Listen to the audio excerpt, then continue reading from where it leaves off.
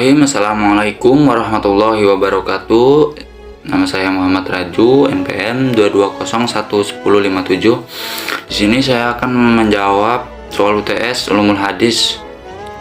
Langsung saja masuk ke soalan yang pertama.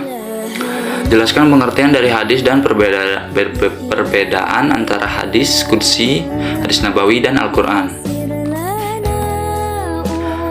Yang pertama, langsung saja hadis disebut juga sunnah. Ini adalah perkataan, perbuatan, ketetapan, dan persetujuan dari Nabi Muhammad yang dijadikan landasan syariat Islam. Hadis dijadikan sumber hukum Islam selain Al-Quran. Dalam hal ini, kedudukan hadis merupakan sumber hukum kedua setelah Al-Quran. Kemudian hadis nabawi. Hadis nabawi adalah segala sesuatu yang berasal dari Nabi Muhammad SAW. Sedangkan hadis qudsi adalah hadis yang lafaznya berasal dari Nabi Muhammad dan isinya atau maknanya berasal dari Allah. Nah, dan juga memiliki kesamaan. Tadi perbedaannya. Dan memiliki kesamaan hadis qudsi dengan hadis nabawi, yaitu terletak pada lafaznya. Ya, kedua hadis tersebut lafaznya berasal dari Nabi Muhammad SAW. Sedangkan perbedaan hadis qudsi dengan hadis nabawi terletak pada makna hadis. Hadis nabawi isi atau maknanya berasal dari Nabi, sedangkan hadis qudsi isi atau maknanya berasal dari Allah Subhanahu wa Ta'ala. Kemudian Al-Quran. Al-Quran merupakan kitab suci umat Islam yang berfungsi sebagai petunjuk bagi manusia dalam mengarahkan kehidupannya. Secara garis besar, Al-Quran mengandung ajaran tentang akidah, syariah, dan akhlak. Namun Al-Quran juga mengandung isyarat ilmiah yang yakni mengandung ayat-ayat sains dan teknologi. Baik, lanjut ke pertanyaan yang kedua. Jelaskan hubungan antara hadis dan Al-Quran. Fungsi hadis terhadap Al-Quran. Langsung saja saya jawab hubungan hadis dengan Al-Quran, karena pada dasarnya hadis berfungsi menjelaskan hukum-hukum dalam Al-Quran dalam segala bentuknya, sebagaimana disebutkan di atas. Allah Subhanahu wa Ta'ala menetapkan hukum dalam Al-Quran adalah untuk diamalkan, karena dalam pengalaman itulah terletak tujuan yang digariskan.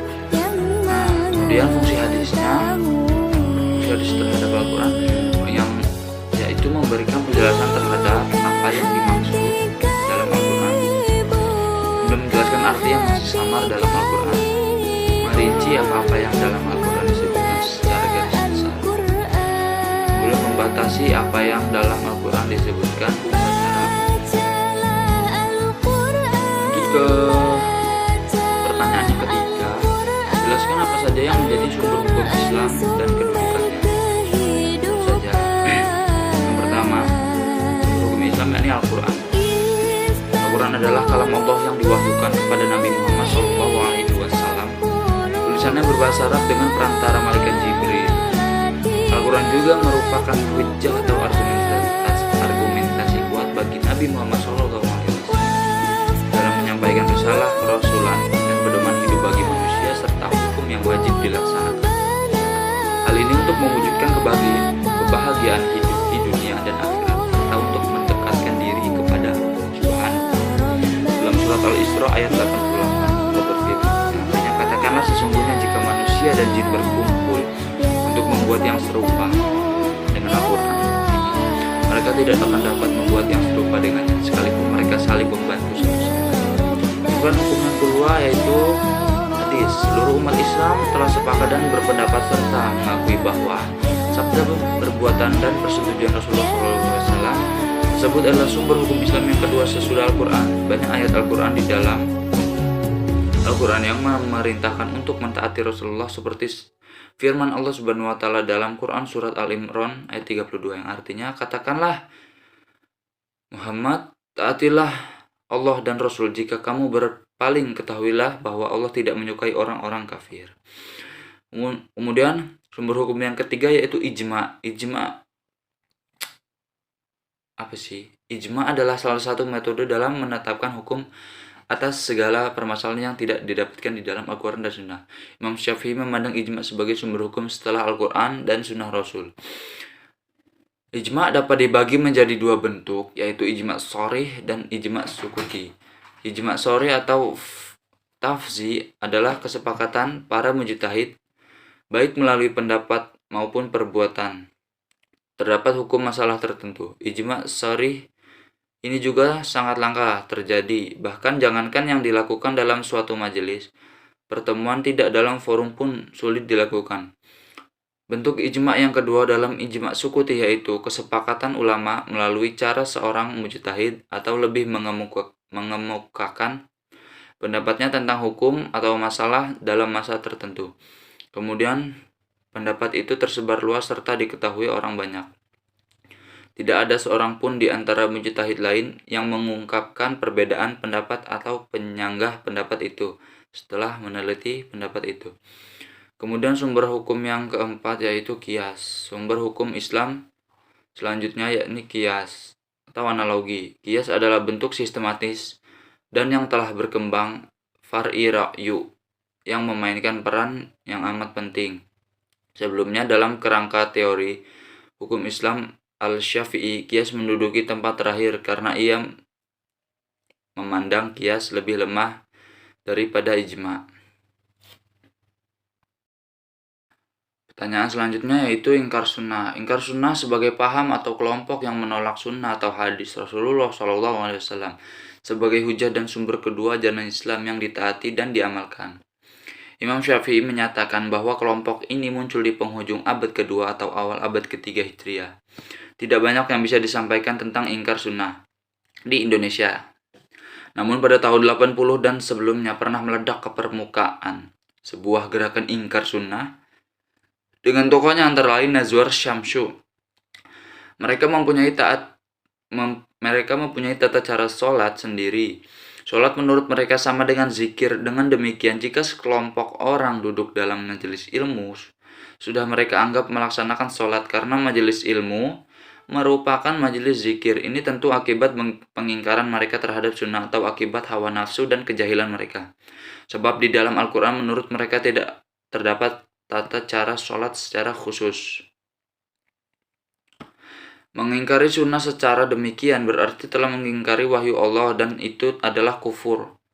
Allah Subhanahu wa Ta'ala telah berfirman, kemudian jika kamu berlainan terdapat pendapat tentang sesuatu maka kembalikanlah ia kepada Allah, Al-Quran dan Rasul atau sunnahnya. Quran surat An-Nisa ayat 59.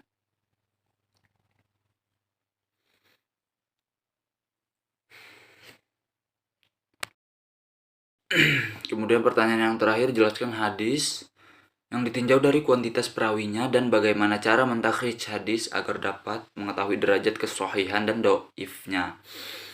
Secara garis besar, hadis dilihat dari kuantitas sanad ada dua macam. Yang pertama hadis mutawatir dan yang kedua hadis ahad.